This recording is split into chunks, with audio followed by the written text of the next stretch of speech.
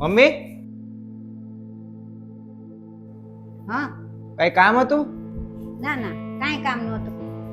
અરે મમ્મી કાંઈ જોતું હોય તો બોલો તમે તમારે.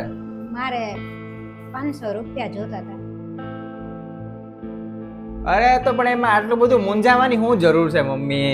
ઉભા રહ્યો, લ્યો.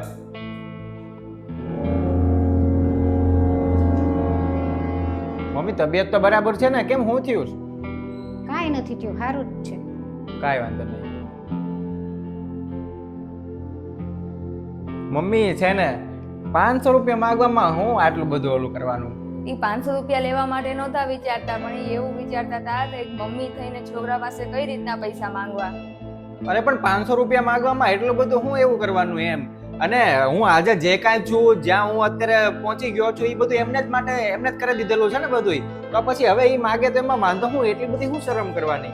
અરે તમે મારી વાત નથી સમજતા. એને પૈસા માંગવાથી શરમ નથી, એને એવી શરમ આવે છે કે છોકરા પાસેથી મારે કઈ રીતના પૈસા લેવા. અત્યાર સુધી જે છોકરાને પૈસા આપ્યા છે, આજે ઈ જ છોકરા પાસેથી એને પૈસા માંગવા પડે છે.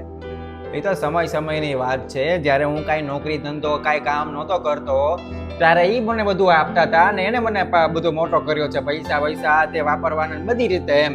પણ હવે હું બધું કરું છું તો અત્યારે હવે મારે એમને સપોર્ટ કરવો જોઈએ ને, તો હું એમને આપું છું પૈસા. પ્રોબ્લેમ એ નથી કે તમે એને સાચવો છો, પણ કોઈ સ્વાભિમાની વ્યક્તિને પોતાના છોકરાના પૈસે જીવવું નથી ગમતું. અને આ જ વાત એને અંદરથી ખાઈ જાય છે. જ્યારે જરૂર પડે છે ને પૈસાની, ત્યારે એના હાથ ધ્રુજે છે. તો હું કરું હવે? આ ઉંમરે કાંઈ એમને મારે નોકરીએ તો ન મોકલાય ને. હા, પણ પહેલા તો એ નોકરી કરતા હતા એટલે એના પૈસા એ ગમે ત્યાં વાપરી શકતા હતા અને કોઈને પૂછવું નહોતું પડતું. પણ અત્યારે આપણે એવું કંઈક કરવું જોઈએ જેથી કરીને એ પૈસા એ ગમે ત્યારે એને જ્યાં ખર્ચ કરવા હોય ત્યાં એ કરી શકે.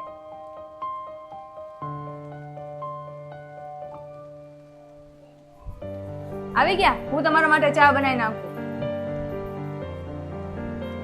મમ્મી લ્યો આ પૈસા. આટલા બધા પૈસા? અરે તમારી નોકરી ચાલુ હતી ત્યારે તમે ઓલી એફડી નહોતી કરાવી? આ એમાં પૈસા છે 2 લાખ રૂપિયા. એફડી? તમે 3 વર્ષ માટે કરાવી હતી ને, તો આજે એની તારીખ પૂરી થતી. મને બેંકમાંથી ફોન આવ્યો હતો કે તમારી એફડી પૂરી થાય છે, લઈ જાવ એમ. તમે કીધું લાવો લઈ જાવ એમ, અને તમારે એમ વસ્તુ કામ આવશે તમારી જરૂરિયાત માટે. પણ આટલા બધા પૈસાને હું શું કરીશ? અને તું તો બધી મારી જરૂરિયાત પૂરી કરીશ, તો તું જ રાખ ને. હા, હું જરૂરિયાત પૂરી કરું છું, પણ એ તો મારું ફરજ છે. એટલે આ તમારા મહેનતના પૈસા છે. જ્યારે તમે નોકરી કરતા હતા ત્યારના છે આ પૈસા. એટલે આ પૈસા ઉપર હક તમારો એકનો જ છે. એટલે આ તમે જ રાખો. સારું, વાંધો નહીં.